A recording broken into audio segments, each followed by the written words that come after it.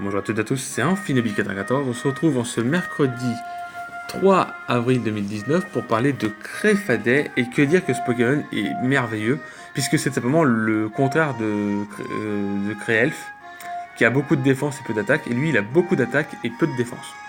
Donc déjà, il est très très joué, c'est même le meilleur des trois, parce que 115 en vitesse, c'est très très fort.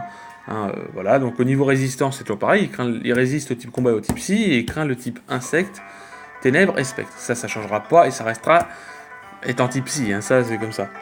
Il est toujours de type psy, et il a toujours le talent lévitation, il a une excellente statistique offensive et très bonne vitesse, talent utile qui lui confère une immunité au type sol, un move pool diversifié, des PV médiocres, des défenses insuffisantes. Alors certes, il est hyper rapide, mais il a pas de défense. Donc bah, du coup, ça fout le peu le seum, mais bon. Et médiocre offensivement et défensivement. Il est souvent joué focus, sache, puisque tout simplement, comme on vient de le voir, 75 en PV déjà c'est peu, et 70 dans les défenses, c'est très mauvais.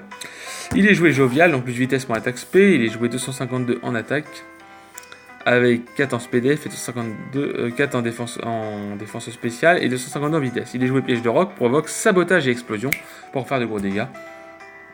En résumé, il fera toujours piège de roc dès le départ, et du coup, après, il fera l'explosion, tout dépend de ce qu'il a. On peut remplacer sabotage par déflagration, opter dans ce cas une nature naïf. Grâce à cette très bonne vitesse, Créfadet pourra aisément placer les pièges de roc et gêner les leads adverses. Voilà, c'est tout, c'est le seul set qu'il a. Sinon, il y a un set, non, c'est le même set. C'est le même set sur Smogon, je regardais. Grâce à sa bonne vitesse, Créfadet pourra aisément placer les pièges de roc et gêner les leads adverses. Un set offensif avec Magination pour faire plus de dégâts, avoir une explosion beaucoup plus puissante, beaucoup plus forte. Un set de dual screener avec mur lumière et protection qui pourra lui donner une grande utilité aussi. Étant très rapide, il mettra toujours les pièges de roc. Il a provoque pour simplement faire en sorte que l'adversaire en face puisse pas mettre ses pièges de roc. Si imaginons que vous voyez un type proche arriver en face, hop, vous faites provoque et après vous mettez vos pièges de roc. Lui il est provoqué, il peut rien faire, il va que vous attaquer.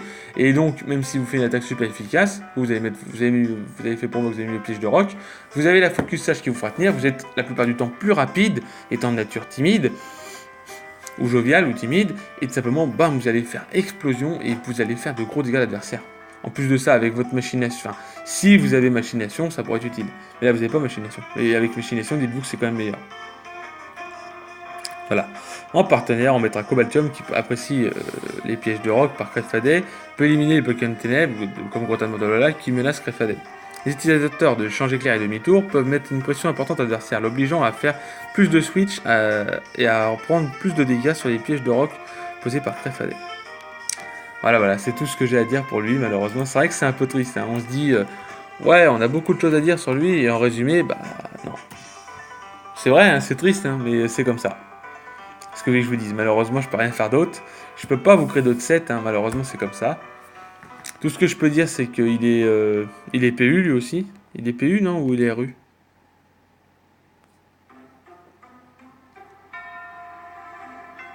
Il est RU. Non, il est PU, il est PU. Il est rarely used. Non, il est rarely used. Voilà, il est rarely used. Bon, c'est tout ce que je peux dire sur lui. Bref, si cette vidéo vous a plu, n'hésitez pas à lâcher un gros like. On se retrouve tout simplement demain pour parler de Heatran. Heatran, ce sera un petit peu plus long. Et en plus de ça, on va voir beaucoup de choses, on va apprendre beaucoup plus de choses. Bref, si cette vidéo vous a plu, n'hésitez pas à lâcher un gros like. On se retrouve demain pour parler de Heatran, l'un des Pokémon phares de la 4ème génération, qui est toujours aussi puissant au niveau de sa puissance et de sa force de frappe. Mais et du coup, ça le rendra plus fort. Bref, comme je vous ai dit, je vous souhaite une bonne journée. Je vous dis bye tout le monde. À bientôt.